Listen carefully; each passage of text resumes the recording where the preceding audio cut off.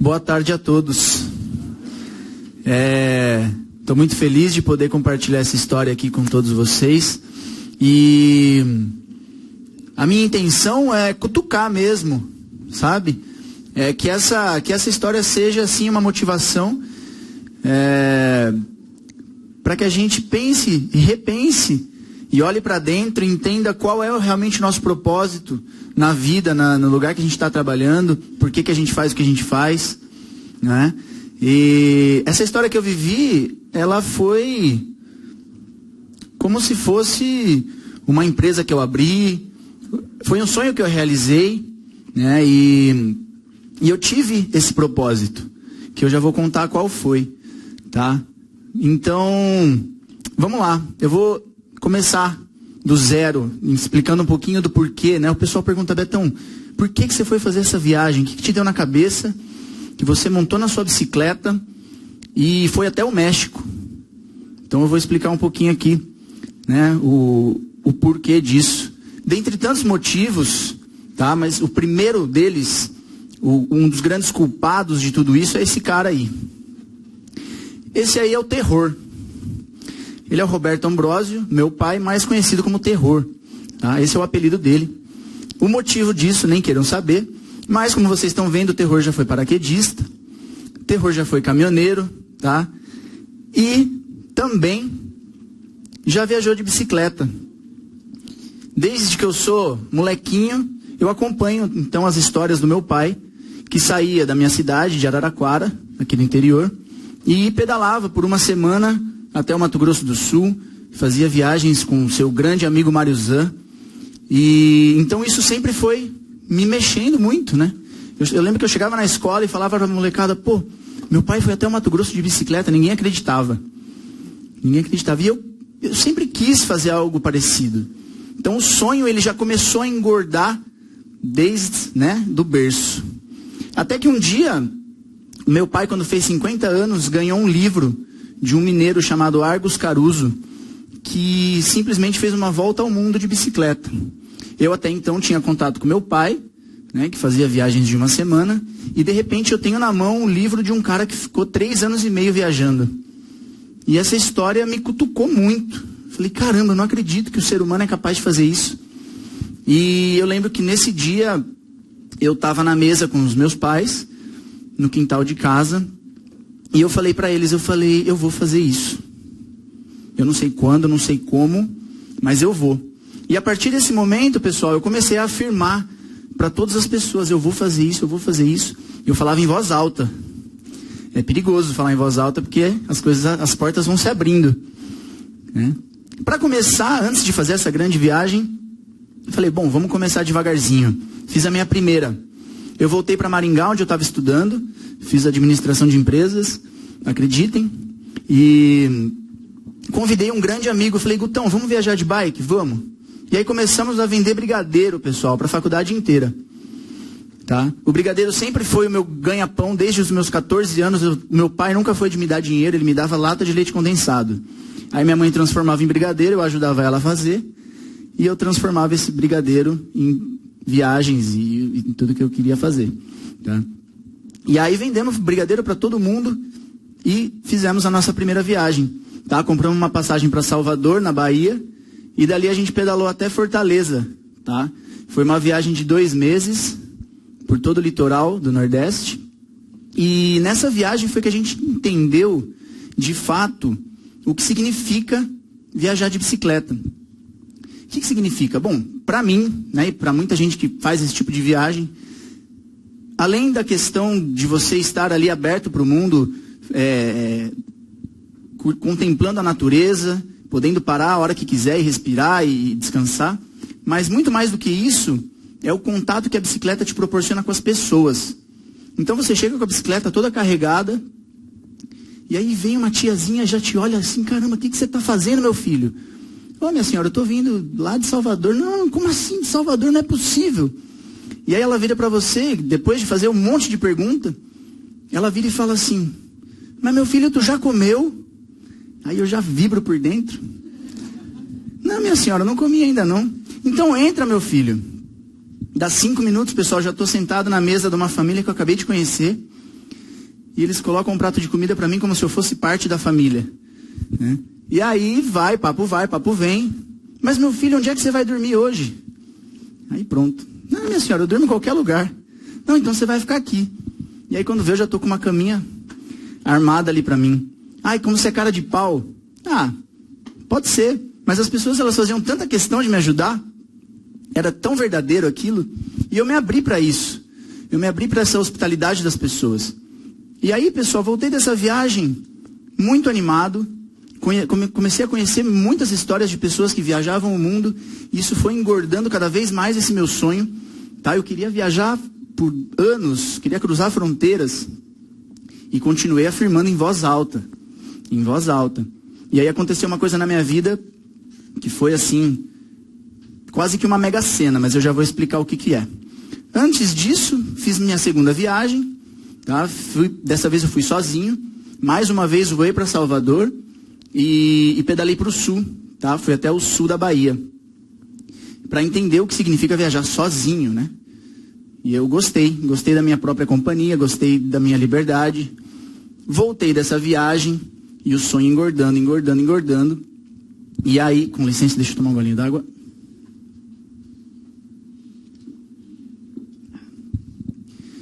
E aí, pessoal, eu estava na minha cidade, em Araraquara, depois de formado. Estava procurando emprego, vim para São Paulo, tentando trainee aqui, trainee ali, ainda não tinha conseguido nenhum emprego. E aconteceu um negócio na minha vida, como eu disse, surreal. Eu brinco que eu ganhei na Mega Sena. Talvez tenha sido mais difícil acontecer isso com alguém do que ganhar na Mega Sena. Eu vou explicar agora o que foi. Esse aí é o meu bilhete de loteria. Esse é um outro livro de um outro rapaz que também viajou pelo mundo de bicicleta, Rafael Lima Verde. Eu tinha o livro dele parado na estante da minha casa. E nesse meio tempo em que eu estava procurando emprego, a minha prima me chamou para trabalhar no café dela, no centro da cidade. Beleza, vamos lá. Ela ia me dar 200 conto para ficar uma semana só. Porque ela arrumou um namorado em Roraima. Vai vendo como os fatos começaram a se confabular milimetricamente para que tudo acontecesse. Arrumou um namorado em Roraima. Quem que arruma um namorado em Roraima, né? Beto, eu vou para lá visitar o meu namorado. Eu preciso que você fique aqui uma semana. Maravilha. E aí um belo dia, estava saindo para trabalhar. Esse livro estava na estante. Parece que ele olhou para mim e falou, me leva. Eu levei. E essa ação de levar o livro foi que mudou minha vida. Por quê? Deu 6 da tarde, entrou no café um empresário da minha cidade, que tinha uma marca esportiva, um cara visionário, um cara que estava com essa marca nova, querendo crescer. E ele entrou e pediu um café e a gente começou a conversar. E o livro estava no balcão. Ele começou a folhear esse livro e me encheu de perguntas. Caramba, que legal isso aqui. Como é que funciona isso e aquilo e tal. E eu, despretensiosamente, fui respondendo as perguntas dele. Até que esse homem simplesmente virou e fez uma pergunta que realmente mudou tudo para mim. Beto, por que você não faz uma viagem dessa e eu te patrocino? Aí pronto, né? Eu peguei esse cara pelo braço e falei, meu amigo, você não brinca com coisa séria. Esse é meu sonho. Não, vamos fazer. E a partir desse momento, né, ele realmente fez acontecer, tá? E 7 meses depois dessa conversa, no dia 2 de dezembro de 2012, tá, no dia do meu aniversário de 25 anos, eu parti. E colocaram até fita para eu estourar, ó. O Tadeu é esse que está atrás de mim, tá? É um cara que eu devo tudo a ele hoje. Se não fosse ele, nada disso teria acontecido. E esse momento, pessoal, foi como um filme na minha cabeça. Realmente foi algo muito forte. Foi uma choradeira sem fim. Gente que eu nunca tinha visto chorar, chorou esse dia. E agora tem um vídeo que prova isso. E ainda para ajudar, colocaram uma música triste de fundo. No comecinho ele não tem som. Já começa.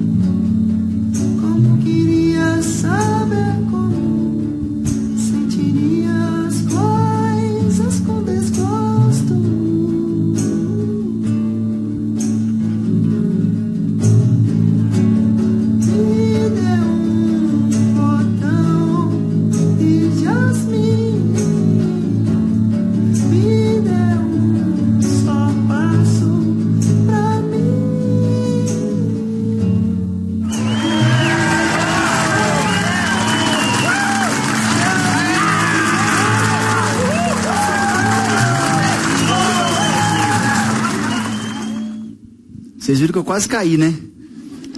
Antes da fita. Ia ser bom, né? Aí os últimos abraços. Então, pessoal, o que eu vejo dessa história é, como eu estava falando para o Fábio, eu até escrevi isso poeticamente falando, né? Mas eu digo que eu fui escrevendo cartas para algum lugar, de tanto que eu afirmei em voz alta que eu iria fazer, eu não queria nem saber como nem quando, mas eu iria. E eu acho que essas cartas foram eu recebi uma resposta de uma vez só, né? Através desse encontro no café, tá? E aí fui, pessoal, me joguei nessa viagem, tá? Saí da porta da minha casa, no interior de São Paulo, então, Araraquara, minha cidade, e fui para o sul. Desci, Paraná, Santa Catarina, Rio Grande do Sul, cheguei no Uruguai, cruzei o Uruguai, entrei na Argentina por Buenos Aires, cruzei a Argentina pelo centro do país, cheguei na Cordilheira dos Andes, subi, entrei no Chile, do Chile comecei a subir rumo ao México, e aí todos os países da América do Sul quase, né, na verdade os da Cordilheira ali, Chile, Bolívia, Peru, Equador, Colômbia, cheguei no Caribe, peguei um barco para o Panamá, e aí vai, Panamá, Costa Rica, Nicarágua, Honduras, El Salvador, Guatemala, Belize, México. Do México voei para Cuba, passei uns dias em Cuba. De Cuba voltei para a América do Sul e voltei pedalando da fronteira da Venezuela com Roraima, Amazônia toda, depois caí ali já no Pará e dali eu vim pelo litoral até o Rio de Janeiro e dali entrei novamente para o interior até chegar na porta da minha casa de novo. Tá? Foi uma viagem de 25.160 quilômetros, os quais eu fiz em 2 anos, 8 meses e 13 dias. Tá? Eu e essa guerreira aí, minha princesa, assim ela foi batizada. Toda a hospitalidade que eu recebi nas duas primeiras viagens, elas simplesmente se multiplicaram aí por todos esses lugares que eu passei. Isso fez com que a minha fé nas pessoas aumentasse muito. Eu vi o quanto as pessoas são boas, o quanto tem muito mais gente boa nesse mundo do que gente ruim. Foi impressionante. Eu sempre que eu cheguei em alguma vila, em alguma cidade, alguém estava ali para me ajudar, me colocar para dentro. E isso me tirou um pouco desse medo que a gente tem do ser humano. E eu acho que isso é importante, né? A gente deixar um pouco desses medos de lado, confiar. E isso também vai fazendo com que as portas se abram, né? Então, vamos falar desse propósito, afinal. Como o Fábio já falou, a gente tem que ter um propósito, né? Para acordar e seguir. Senão a gente não vive. E acho que todo mundo tem. Alguns estão com o propósito mais esclarecido, outros ainda não, mas no fundo tem. E é isso que a gente tem que tentar, né? Encontrar. E essa minha história, pessoal, foi um estilo de vida que eu vivi, não foi um herói. O Beto aqui não é um herói que realizou algo impossível. A nossa vida ela é difícil para todo mundo e para mim também foi. Eu tive que enfrentar muitos desafios. E se eu não tivesse o meu propósito de chegar em casa, de fazer esse caminho retratando a beleza do ser humano, escrevendo sobre eles, tá? Fotografando, conhecendo-me, me integrando a cada comunidade que eu passei. Esse era o meu propósito. E eu tive que manter isso vivo o tempo inteiro, senão eu não iria conseguir. Eu vou contar já de alguns perrengues que eu passei, alguns que foram, assim, quase que acabaram com a viagem, mas se eu não tivesse esse propósito, eu iria desistir. Mas eu tinha muito firme dentro de mim de que eu iria conseguir terminar, tá? E então eu acho interessante a gente entender. E olha, pessoal, uma outra coisa que eu acho legal de falar. Beto, mas para você é fácil, você estava só curtindo. É uma viagem maravilhosa, desse jeito é fácil ter o propósito. A vida que eu tive foi muito interessante, foi muito boa. Mas não pensem que a felicidade só está em largar tudo, né? Hoje existe essa moda de falar, eu quero largar tudo. Como se aí você fosse encontrar a verdadeira felicidade. Claro que é muito bom você viajar e curtir, mas hoje eu posso falar que eu voltei dessa viagem e acho interessante a vida normal, a vida padrão, a vida onde você tem a oportunidade de ter um emprego. Eu sinto falta também, às vezes, de uma vida mais segura, vamos dizer assim. Então, não pensem que eu sou a pessoa mais feliz do mundo e quem trabalha na cidade é infeliz. Eu acho que isso é besteira, é moda. Eu acho que tá na moda falar isso. Mas a felicidade está dentro da gente, não é? Então, vamos valorizar e agradecer, né, por tudo isso. E aí, pessoal, conheci pessoas de todas as classes sociais que me ajudaram, gente que não tinha banheiro dentro de casa, que me colocou para dentro e dividiu comigo tudo que tinha. Isso me emocionava muito. Eu saía às vezes da casa de certas pessoas assim chorando, eu sou chorão, tá? E eu saía chorando da casa das pessoas, pensando, meu Deus, olha o que eu vi, né? Ela não tinha nada ali, mas ela me deu tudo. Crianças que dividiam. Eu fui uma criança mimada, que não sabia dividir, saía da casa das pessoas emocionado por ver a atitude das crianças de compartilhar tudo que tinham ali comigo. E, então era um tapa na cara. Para mim, eu tomei muito tapa na cara nessa viagem. E muitos amigos, fiz muitos amigos, tá? Aí é só alguns exemplos, algumas fotografias que mostram isso. Aí os bombeiros são grandes amigos também que eu fiz nessa viagem. Só para explicar a título de curiosidade, um parêntese. Então eu digo que 50% dessa viagem eu fiquei na casa das pessoas, as pessoas me colocando para dentro, como eu já expliquei.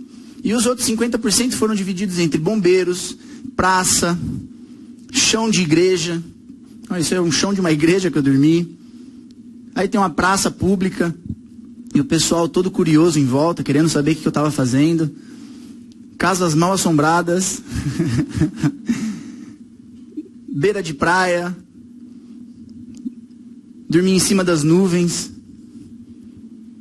Dormi em ilhas que parecem fundo de tela do Windows. Olha lá a minha barraquinha, para provar. Dormi também na beirada de lagoas, e onde eu dormia dessa forma e acordava dessa forma. Olha lá que beleza. Essa história, eu gostaria de poder contar todas as histórias aqui com calma, mas não consigo, né? São 3 anos aqui que a gente precisaria, tá? Fiquei muito em escolas, em postos de gasolina, que mais? Já falei igrejas. Onde desce? Eu às vezes eu chegava tão cansado numa cidade que eu só queria tomar um banho, comer e dormir. Então eu ia para um hotelzinho também, tá? Procurava um hotelzinho ali, ou a prefeitura me pagava hotel. Isso acontecia bastante também, tá? Mas sempre deu tudo certo. E aí, pessoal, dessa foto, geramos aí a capa do livro. Aí virou a Princesa Branca de Neve, né? Aí temos uma foto do ponto mais alto da viagem. Foi um grande desafio também que eu enfrentei. Aí na Bolívia, uma montanha chamada Huayna Potosí. São 6.088 metros de altura. Aí foi o maior desafio físico da minha vida. Não foi de bicicleta, tá? Foi uma escalada mesmo. E aí meu corpo chegou no limite dele. Um outro momento muito desafiador que eu vivi, que eu gosto de falar, é sobre o deserto do Atacama. Por quê? Porque ali eu estava sozinho no deserto mesmo. Foram muitos dias pelo deserto, claro, com uma estrada, né? Uma estrada asfaltada. Mas dentre esses muitos dias em que eu passei pelo deserto, teve 4 dias em que eu não encontrei nada pelo caminho. Nada, nenhuma cidade, nenhuma vila, nenhum posto de gasolina, nenhum restaurante, absolutamente nada. Apenas uma estrada que eu teria que seguir até chegar no meu destino. E foram 4 dias, eu acho que eu já disse, né? 4 dias então sem tomar banho, sem nada. Calculei ali minha comida. Eu sabia que a água eu iria receber dos caminhoneiros e assim foi, tá? E quando eu cheguei no meu destino, pessoal, eu dei um valor tão grande para tudo aquilo que eu tinha, mas tão grande, tá? E também por ter sentido falta, tá? E por ter vivido momentos como esse, onde eu estive em contato aí com esse universo incrível, tá? Essa é uma das fotos mais incríveis que eu fiz na viagem, gosto muito dela. E E eu me lembro, pessoal, que quando eu cheguei, eu estava nesse estado, né? Olha lá, com a mão sem passar protetor, por quase um mês eu esqueci de passar protetor, ela ficou desse jeito. Olha que beleza. É a mesma pessoa aí. E aí eu cheguei na casa do pessoal que já estava me esperando. Falei, meu amigo, desculpa incomodar. Ele já sabia que eu ia chegar, era um casal que já estava me esperando, tá? E eu bati na porta, pedi licença, agradeci. E a primeira pergunta que eu fiz foi, amigo, onde é que é o banheiro? E aí ele me mostrou o caminho do banheiro. E pro banheiro eu fui. E lá eu vivi os momentos mais incríveis da minha vida. Que eu jamais vou esquecer. Do valor que eu dei para tudo aquilo. Tá? Como eu já disse, porque eu fiquei em casa de pessoas que não tinham banheiro. Que são sempre tão agradecidas por tudo. Mesmo nessas condições. Então ali eu tomei o melhor banho da minha vida. E aprendi a valorizar e agradecer um pouco mais por toda essa estrutura e conforto que a gente tem, né? O Peru é um momento também muito legal que eu gosto de contar, porque ele também traz algumas coisas que eu gostaria de compartilhar pela dificuldade, né, desse trecho. No Peru, pessoal, eu enfrentei subidas de até 70 quilômetros. Eu saía de 0 até 4.500 metros de altura. Eram 70 quilômetros, né, como eu já disse, de subida. 3 dias para subir. 3 dias subindo, depois só 3 horas descendo. Isso mostra que às vezes a alegria dura pouco, né? Mas eu aprendi uma coisa muito interessante nessas montanhas, a respeito da paciência. Eu confesso que eu ficava muito estressado, às vezes eu ficava ansioso, eu não aguentava mais tanta subida, meu Deus, eu não quero mais, quero que acabe isso. E aí acabava, eu ficava feliz, curtia a minha descida e já vinha outra já. E aí comecei a pensar e fazer paralelos com a nossa vida. E a gente tem subidas para subir todos os dias. Né? A gente tem que encarar subidas todos os dias. E não adianta querer fugir, ela vai estar ali. A ansiedade, ela só vai trazer aí, né, esse sentimento ruim. Então que a gente possa, né, aprender a gostar dessa dor da perna e da subida, porque é ali que a gente vai estar se fortalecendo. Esse foi um banho que eu ganhei também. Depois de 4 dias sem banho nas montanhas aí do Peru, encontrei um caminhão-pipa. Inesquecível essa ducha. Aí é uma foto que retrata também pessoas que eu fui encontrando nessas subidas, né? E que talvez se eu tivesse muito rápido eu não ia nem perceber a presença delas. Então eu tinha muito tempo para pensar, né? O maior prazer para mim, o motivo de felicidade era chegar, tomar um banho e comer. Isso para mim me trazia uma felicidade tão grande. E aí voltei dessa viagem e percebi que eu estava perdendo um pouco desses valores e pensei, poxa, eu não quero perder. Eu quero continuar ficando feliz por conta do meu banho, por conta da minha comida, né? Resgatar aquilo que eu sentia. Aí também é uma foto que ilustra aí um momento de simplicidade, lavando a louça com uma criancinha aí na beira do rio. Bom, e aí eu falei que eu tive um probleminha na viagem que quase arruinou tudo, e é isso que eu vou contar agora. Quando eu estava na Colômbia, com 14 meses já de estrada, o meu patrocinador, infelizmente, não pôde continuar no projeto. E eu fiquei sem patrocínio. E agora, né, o que eu faço? Quebrei no meio do mundo. E como eu disse, em nenhum momento eu pensei em voltar para casa, não pensei em desistir. E fiz então um financiamento coletivo. Fiz um Catarse, tá? Para quem não conhece, como eu disse, é um financiamento coletivo mesmo. São pessoas que, se elas simpatizam com o seu projeto, elas fazem doações no valor que elas quiserem para que esse projeto se concretize. E eu consegui então a ajuda de mais de 300 pessoas para terminar essa viagem. Então a minha gratidão, que já era muito grande por toda a ajuda que eu estava recebendo na estrada, agora as pessoas estavam me ajudando com dinheiro também. Então minha gratidão pelo ser humano foi lá em cima, né? Isso me deixou muito feliz e agradecido, tá? E logo após esse sucesso da campanha, né, do Catarse, eu fui roubado. Mais um perrengue também. Me roubaram todo o equipamento fotográfico. Foi um prejuízo de R$10.000 que eu tive que repor, porque eu não iria fazer essa viagem sem meu equipamento. E para para repor essa grana, esse prejuízo, eu imprimi 1000 cartões postais na Colômbia e fiz uma lojinha ambulante. E eu desci todo o Brasil vendendo esses cartões, e as pessoas, elas queriam ajudar, elas davam mais do que ele valia. E isso foi também uma prova de que, tudo bem, vai dar certo, vamos lá, vamos seguir, tá? Cheguei no México, tá? O meu destino. Depois eu teria toda a volta. Passei 1 mês e meio no México, recebi uma visita de um amigo. E confesso, pessoal, que nessa altura da viagem a minha energia já não era mais a mesma. Aquela felicidade que eu sentia tão grande, parecia que eu ia explodir às vezes de felicidade, ela já começou a cair. A saudade que eu estava de casa já começou a apertar muito. E como eu já esperava, né? Eu sabia que não ia ser só alegria. E aí recebi uma visita que preencheu aí todos os buraquinhos que tinham ainda na minha alma. Esse é um abraço, o melhor abraço da minha vida, com a senhora minha mãe, na Colômbia. E dá-lhe choradeira, hein?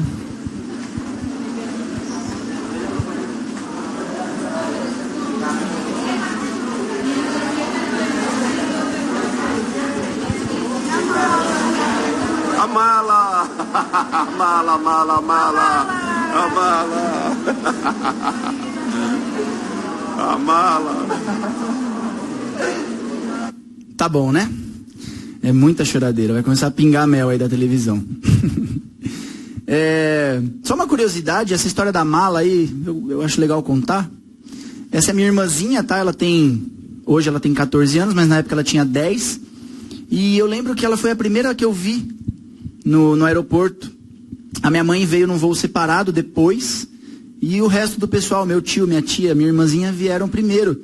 E eu me lembro que quando eu a vi, eu comecei a chorar, né, pra variar, e ela também. E eu falei, caramba, minha irmã de 10 anos tá chorando por causa de mim, eu não acredito nisso.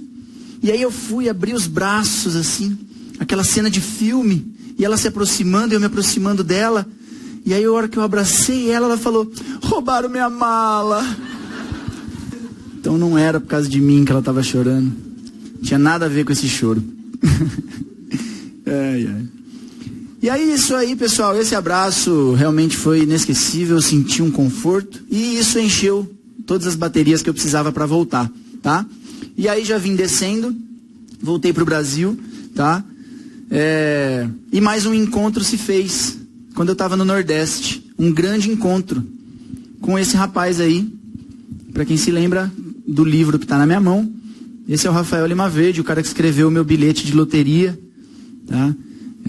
Foi um grande privilégio poder encontrá-lo. Fiquei na casa dele. E o mais legal de tudo é que na hora de ir embora, ele falou, homem, vou contigo. E foi. Então eu pedalei com o meu ídolo. Pedalei com um cara que de certa forma foi também um grande culpado dessa viagem, tá? Dividi acostamento com ele por 1 semana. Foi muito interessante. E aí já vim descendo. A saudade estava ainda apertada, mas controlando aquela ansiedade para voltar, uma expectativa muito grande. Desci todo o Nordeste. E quando eu estava na Bahia, mais uma vez, mais um encontro com o Guto, que é o cara que fez a primeira viagem de bicicleta comigo. A gente se reencontrou no mesmo lugar e dessa vez ele foi comigo até Vitória. Isso tudo foi me acalmando o coração para chegar em casa. Tá? Fomos pedalando aí de praia em praia.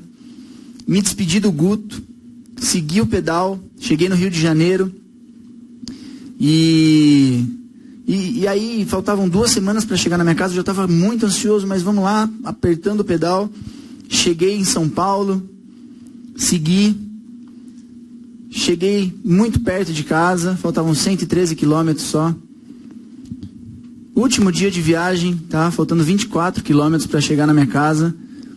Até que finalmente, então, depois de 2 anos, 8 meses e 13 dias, eu voltei para minha terra, tá? Araraquara. E eu tinha muita certeza de que eu iria conseguir, tinha muita certeza, mas ao mesmo tempo confesso, como eu sou um ser humano, eu tinha pensamentos duvidosos.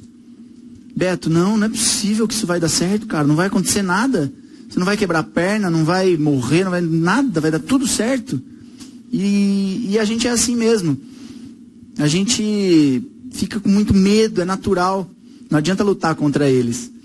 O negócio é ouvir essa franguinha que fica falando na nossa cabeça e não dá muita atenção para ela. Ela não vai sumir, ela vai ficar aqui. O negócio é a gente aprender a fazer amizade com ela. E aí consegui, então, não dei atenção para ela e conquistei o meu grande objetivo. Eu já vou finalizando já, eu só vou mostrar um videozinho, tá, desse momento, da chegada, e depois eu passo algumas fotos e tal, e a gente já vai finalizando, tá, pessoal? É um momento também que é como um filme que eu tenho na minha cabeça, tá? Vocês vão ver que tem uma música no fundo do vídeo. Eu juro que não foi eu que escolhi, tá?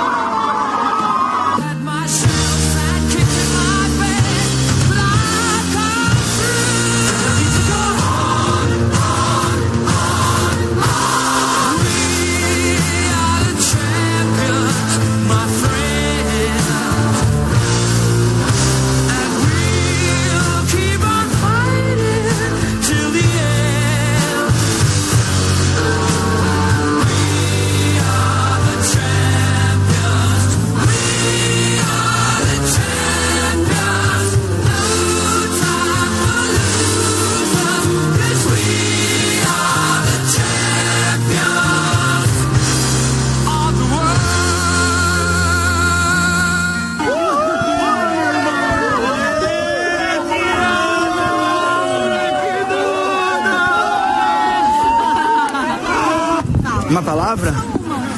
Gratidão por toda a força que vocês me deram, todas as pessoas que me ajudaram, com carinho, com amor e com tudo. Muito obrigado.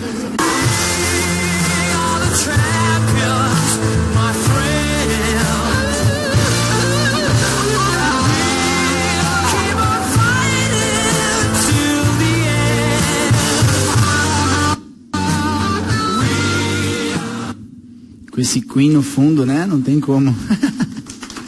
Obrigado. Valeu, pessoal. E aí muita festa nesse momento, né? Claro. Olha lá que beleza. Grandes amigos. E muita festa mesmo. Não era brincadeira, não. Foi interessante voltar e ver todo mundo junto de uma vez só. Eu não sabia mais o que era isso. Estar em contato com todos os meus amigos de uma vez. Isso foi muito legal. E aí eu falo agora rapidamente sobre o pós-viagem. E o que eu aprendi também nesses últimos 2 anos da minha vida, 2 anos e meio. Depois que eu voltei. Que eu acho interessante contar. Eu confesso que foi o momento mais difícil da minha vida. Voltar para casa. Tá? Eu estava acostumado ali com um conto de fadas que eu vivi. Eu sempre recebi o melhor das pessoas o tempo inteiro. Eu não estava convivendo em sociedade. Eu estava pingando de sociedade em sociedade. Então as pessoas só davam o melhor delas. Eu dava o meu melhor para elas. E isso era muito fácil. Mas a gente vive em comunidade, né? Não adianta fugir. Então a gente tem problemas, a gente tem a nossa vida profissional, nossas preocupações. E eu cheguei realmente perdido. Tá? Minha mãe, ela acertou quando eu contei para ela que eu ia viajar. Ela falou, você vai voltar completamente perdido. E ela estava certa. Confesso. Foi muito difícil voltar. E me senti muito mal, muito triste. Não porque eu queria estar viajando, mas porque eu queria me encontrar, eu queria entender, e agora, o que eu faço da minha vida? Não sabia o que fazer. Mas eu tive que ter muita fé. Muita fé. Tá? Não estou falando agora de nada espiritual, religioso. Eu estou falando de fé no que está dentro da gente, né? Eu tive que lutar para entender o caminho, para entender o que eu queria fazer da minha vida. E hoje eu vejo que o quanto foi importante isso, o quanto esse momento foi importante na minha vida, o quanto eu aprendi e me fortaleci, tá bom? Então, realmente, fé é a palavra que define tudo isso para mim. Tanto nos dias em que eu estive pedalando, nos dias de tristeza durante a viagem, não foi só alegria, como eu contei. Eu tive que ter muita fé para seguir, né? E daí, então, gerou-se o livro Fé Latina. Tá? justamente por essa fé, tanto minha como a fé das pessoas, a fé que eu tive nas pessoas, tá? E esse livro está pronto faz menos de 3, 4 meses, se eu não me engano. Então é um momento muito especial poder trazê-lo aqui para vocês. E tudo isso, toda essa história, exigiu muito, apesar de não parecer, apesar de ter parecido muito fácil, mas não, eu tive que me planejar, tanto antes da viagem, planejamento da viagem em si, como o planejamento diário que eu tinha. Todos os dias eu tinha que me planejar para seguir a viagem até outro lugar, eu tinha que manter a minha cabeça no lugar, eu tinha que ter vontade de acordar e seguir, né? E isso vale para a nossa vida, como eu já disse, essa viagem foi um estilo de vida que eu vivi, mas ela se enquadra na nossa vida pessoal e profissional. E eu tive que executar tudo isso. E muita disciplina também, para finalmente conseguir viver esse meu propósito. Às vezes, eu estava num lugar tão maravilhoso, com uma família que me recebia e queria, Beto, fica aqui. Eu poderia ficar ali 1 mês, mas não, eu tenho que seguir. Eu gostaria de ficar, gostaria. Seria um prazer ficar. Mas aí que tá, quando a gente vive só de prazer, a gente perde o nosso foco, a nossa disciplina. E não que seja errado, pelo amor de Deus, a gente faz o que a gente quer da nossa vida. Mas quando a gente tem um propósito e um objetivo, é necessária a disciplina. E nem tudo são flores, né? A gente tem que abdicar de alguns prazeres. E assim foi. Eu tinha que seguir viagem, saía chorando, saía triste, mas saía. Vamos embora, vamos seguir. Tá? E então, é mais ou menos isso que eu tinha para falar. Só vou passar algumas fotos também de pessoas aí para a gente olhar para elas. Pessoas incríveis que me ensinaram muito. Com a simplicidade delas, elas me ensinaram sem abrir a boca, simplesmente sendo o que elas são. Crianças, olha a bochecha, né? Esses são bolivianinhos que vivem no alto da cordilheira, com frio seco, desértico. E estão ali felizes, rindo, brincando, agradecidos. Olha aí que beleza. Essa é uma indiazinha. Já é numa comunidade indígena no Peru que eu passei. Passei 3 dias com os índios e também me agregou muito.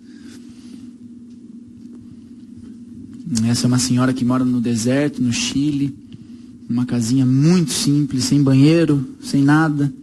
E dividiu tudo. Esse sou eu já na Costa Rica, com quase todas as bandeiras aí penduradas na bicicleta. Quase 17 já. Aí que beleza, na Amazônia. Essa também é na comunidade que eu passei no Peru. Ó, as mulheres eram bravas. Dá uma olhada. Aí, toda suja. Todo sujo.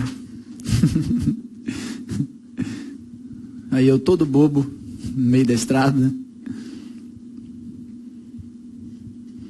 Isso é em Cuba, em Havana. Essa coisa linda aí está no meio da Amazônia, no meio da floresta. Numa comunidade. Essas crianças também.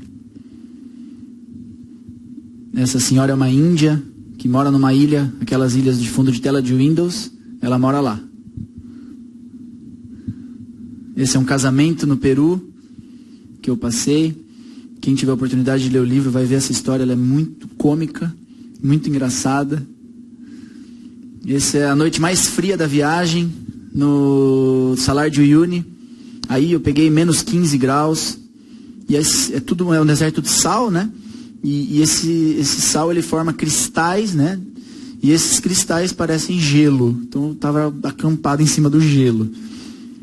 Aí foi muito mais frio do que aquela noite de neve.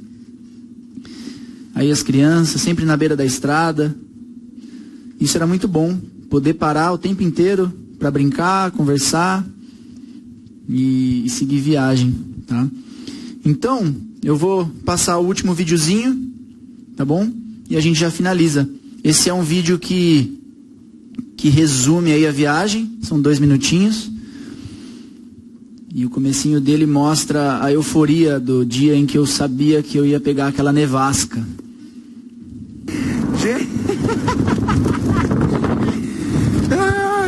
Vai Faz tempo que eu quero sentir esse frio. Vem em mim, esse vento. A neve, meu irmão.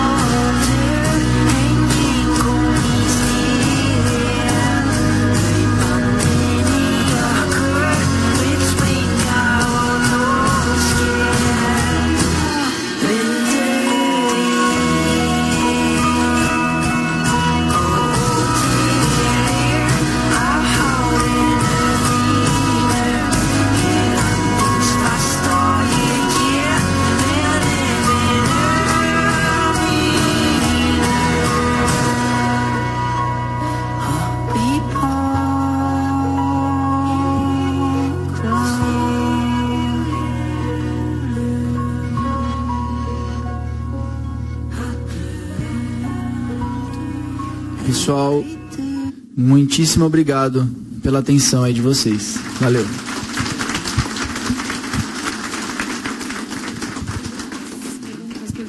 Perguntas? Dúvidas? Eu queria, bom, em primeiro lugar, parabéns. Eu conheci só 10%, 2% do que você contou aqui no nosso café, mas assim, me emocionou várias vezes aqui ao longo da tua apresentação, porque é um negócio muito bonito. Acho que todo mundo tem, talvez, um lado aventureiro de querer partir, de querer sair, de querer essa liberdade. Acho que liberdade é uma âncora para mim também. Então, ter alguém que vê alguém que encarou isso, né, e foi lá até o fim. Então, isso é muito bonito. Mas eu queria fazer um paralelo. A gente hoje na companhia está vivendo um momento muito desafiador. Talvez uma façanha que humildemente eu poderia comparar fazendo no teu plano da vida pessoal aquilo que foi desafiador para você. O que a gente almeja aqui é algo que poucas companhias no Brasil e até fora estão almejando. E uma companhia, no final do dia, especialmente a nossa, que não tem equipamento, máquina, depende efetivamente de pessoas. Então, hoje a gente é um conjunto é uma organização que tem cerca de 300 pessoas, cada um com a sua história, cada um com seus medos, cada um com as suas ambições pessoais. E a gente está organizado ou tentando se organizar junto num único espaço, às vezes virtual, às vezes físico, como a gente está aqui, com todos os medos, os objetivos, tentando trabalhar para esse objetivo único. Então, eu queria, fazendo um paralelo com a tua história, que viveu isso, deve ter encontrado pessoas como você ao longo de quase 3 anos de jornada aí. Queria fazer 2 perguntas para você. Primeira que conselho você dá para cada uma dessas vidas, dessas 300 vidas que está aqui dentro, né, tentando atender esse objetivo único e, por sua vez, realizar os seus sonhos pessoais, né, e que lida com desafios, com as fraquezas do dia a dia? Que conselho que você poderia dar para cada um de nós? E o segundo aspecto é que eu também tenho uma fé muito grande de que a gente vai chegar nesse objetivo de 3 anos, que por acaso é uma coincidência, são 3 anos também.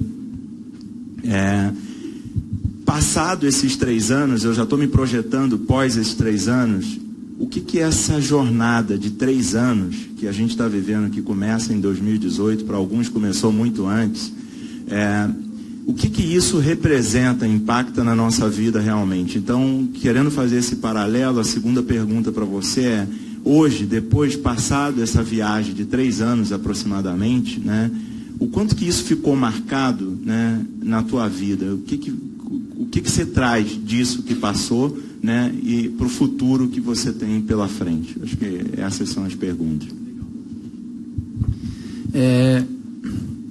Olha só que responsabilidade dar conselho para 300 pessoas. É a minha opinião, né? Eu vou dar a minha opinião sobre o que eu sou, o que eu acredito. Mas eu acho que para a gente superar as dificuldades que a gente tem, para mim o autoconhecimento é o primordial. Esse tal desse propósito que a gente diz, né? O porquê que a gente acorda e segue. Para isso, para a gente entender, eu acho que tem que ter um olhar para dentro e ver o porquê que eu estou desanimado, porquê que eu estou com medo. E não adianta que a gente vai ter isso mesmo, né? Então é buscar os porquês, né, dos nossos desânimos, dos nossos medos, entender o motivo deles, mas não acreditar tanto neles. E entender que somos seres humanos, estamos todos passando por muitos desafios, e é natural a gente sentir tudo isso.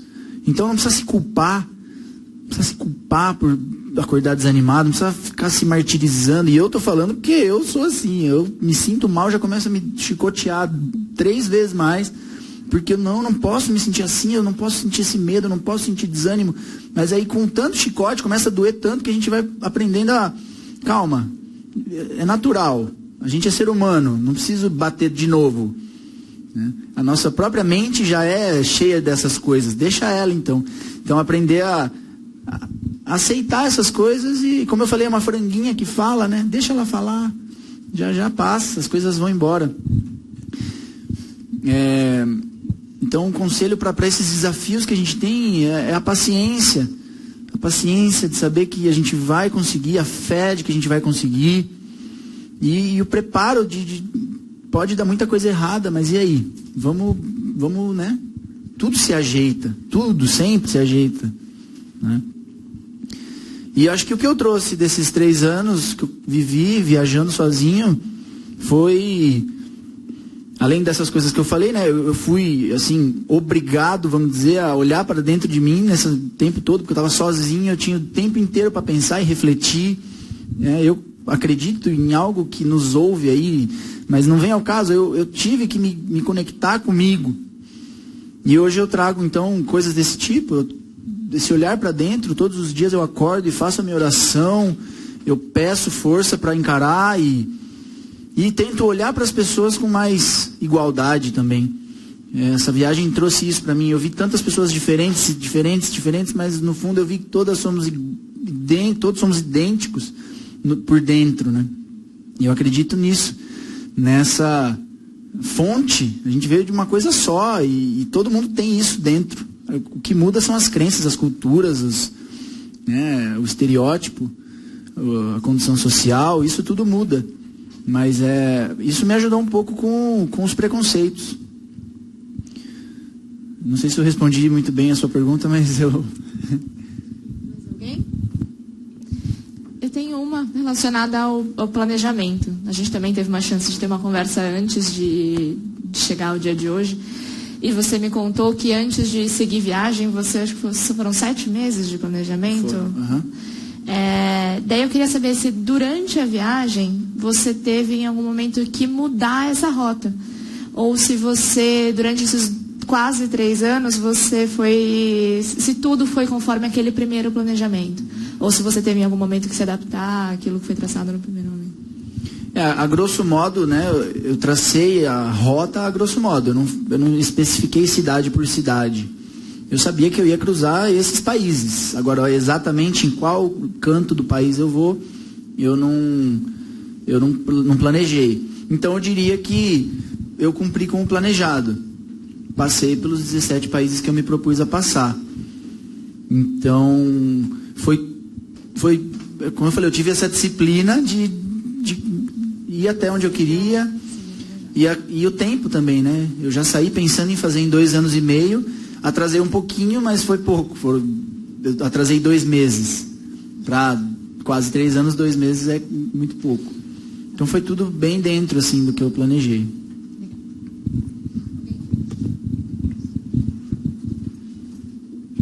É uma curiosidade, você falou que foi a Cuba.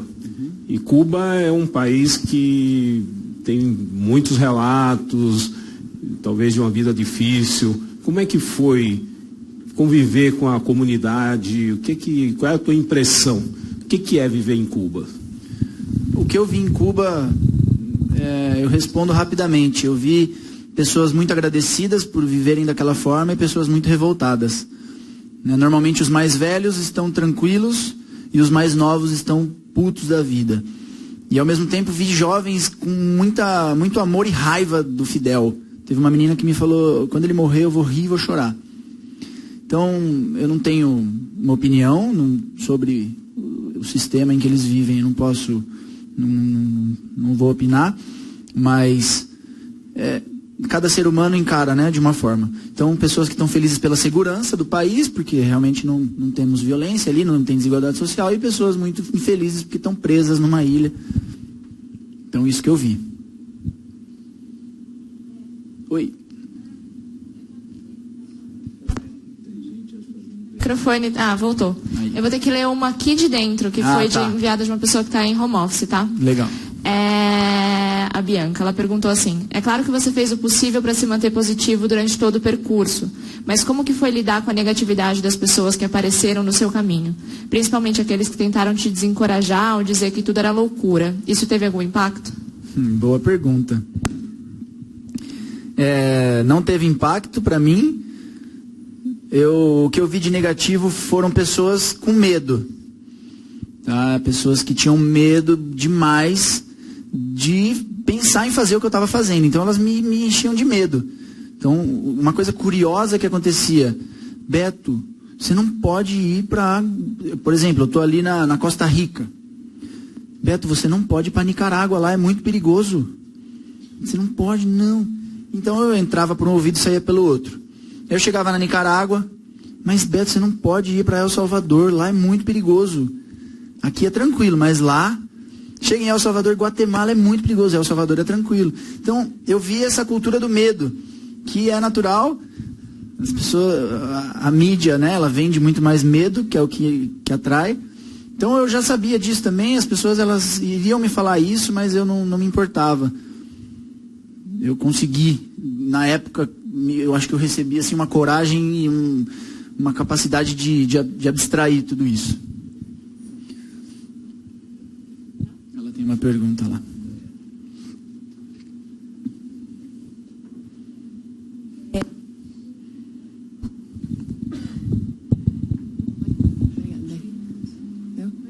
Tá ouvindo? Tá.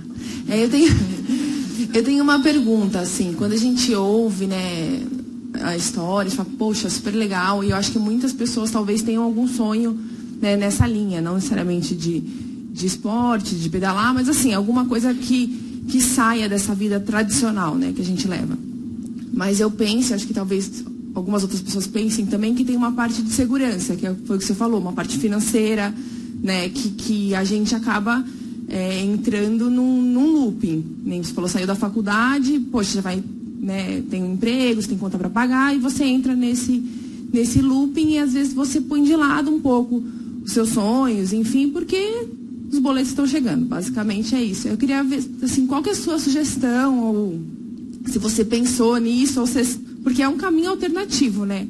Que muita gente, inclusive, acho que talvez você recebeu alguma crítica, poxa, mas vai sair pedalando. Que nem você falou, depois parou o patrocínio, como fazer? Como que você sabe, virou essa chavinha, poxa, sou um administrador, que acho que foi o que você se formou, mas não é isso que eu quero para mim, vou seguir o que eu quero, assim. Olha, sinceramente, eu não sei como eu teria agido, como teria sido a minha vida se não tivesse acontecido aquela história do patrocínio. Como eu falei, eu sonhava muito, eu me via, eu conseguia já visualizar o Beto pedalando pelo mundo, eu conseguia ver e sentir aquilo na pele, e eu afirmava isso para as pessoas com tanto amor, com tanta vontade, que eu acho que a vida trouxe isso dessa forma com esse patrocinador. Mas, sinceramente, às vezes eu penso, será que eu teria feito se ele não tivesse aparecido? Será que eu iria estar hoje vivendo uma vida... será que eu iria ter passado todo esse tempo com uma vida comum? Então, eu não tenho como recomendar, mas eu acho assim que é interessante, se você realmente tem esse sonho e você acredita que isso vai te fazer feliz, é preciso essa coragem, claro, mas ciente daquilo que eu falei, né? De que às vezes a gente fantasia muito as coisas e acha que indo embora vai ser a felicidade plena da vida. E eu acho que tudo tem o seu momento. Tudo tem o seu momento. Não adianta a gente fugir muito. Eu, no caso, não larguei nada. Eu não fugi de nada. A vida me levou para esse caminho naturalmente. Mas se a pessoa quer fugir da vida comum, e existe isso, todos os dias eu ouço histórias de pessoas que deixaram o emprego, deixaram tudo. Maravilha, é uma opção, né?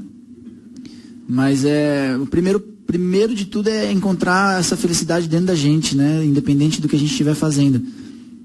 Porque a rotina também faz bem. A rotina também é interessante. Ela deixa a gente pé no chão, ela deixa a gente com o coração batendo mais tranquilo, sabe? Isso é legal também. Então a vida tem sempre os prós e os contras.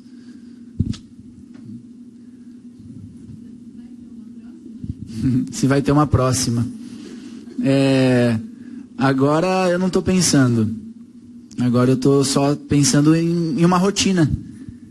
Sabe? Como eu estava complementando então, né, essa pergunta dela. Eu sinto falta às vezes de ter uma rotina.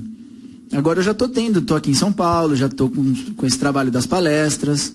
E isso está sendo muito legal, eu amo fazer isso aqui. Mas tem dias às vezes que e aí, o que eu faço hoje? Aí mando os e-mails, tento alguma coisa, mas eu ainda tenho algum tempo livre que eu quero preencher. Então, hoje eu não penso em fazer outra viagem desse tipo, ficar anos viajando sozinho. Hoje eu não penso. Mas, quem sabe futuramente, né, talvez acompanhado, não sei, tudo pode acontecer. Aí, ó.